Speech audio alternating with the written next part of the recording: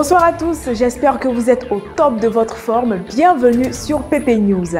On démarre l'actualité de ce soir dans la commune de Yamoussoukro avec Souleymane, le maître des ciseaux.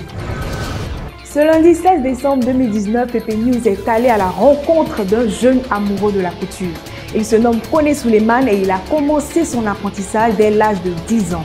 Spécialisé aujourd'hui dans la couture pour dames, cela fait 12 ans qu'il exerce son métier au marché central de Yamoussoukro, au quartier Habitat. Ses clients sont souvent stupéfaits de son coup de main qui ressemble parfois à un vrai tour de passe-passe. Actuellement, c'est la période des fêtes et notre Yves Saint-Laurent ivoirien va bien se remplir les poches. Pour la période du 8 au 14 décembre 2019, l'opérateur mobile Orange a récolté 11,63% d'avis favorables contre 83,7% sur les réseaux sociaux que sont Twitter, Instagram et YouTube. Sur les 43 publications qui ont donné ces résultats, l'on constate dans l'ensemble une baisse de 37,5% d'avis favorables par rapport à la semaine précédente. Toutefois, il se dessine une lueur d'espoir chez la plupart de ces déçus, à savoir les habituelles offres promotionnelles qui viendront sûrement émailler les fêtes de fin d'année. Cette situation pourrait, si elle est effective, faire remonter la cote d'Orange auprès de ses abonnés.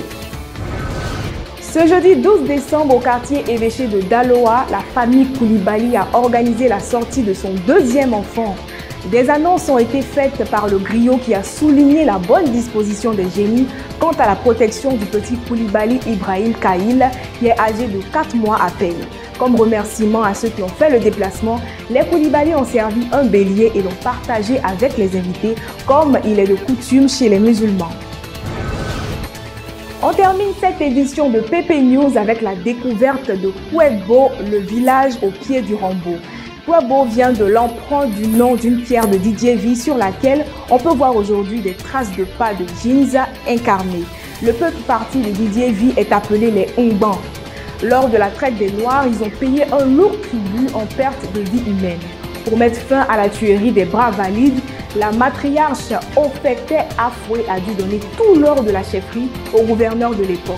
Selon une légende, c'est à partir de là que le village a pris le nom de Petit Paris et qu'une alliance fut scellée entre les Baoulés et les colons pour la dégustation du bon vin rouge. Voilà, ce journal tire à sa fin. Pour plus d'informations sur le village de Kouebo, rejoignez-nous sur ppsoup.com. Merci à tous, j'espère avoir su mériter votre précieux temps.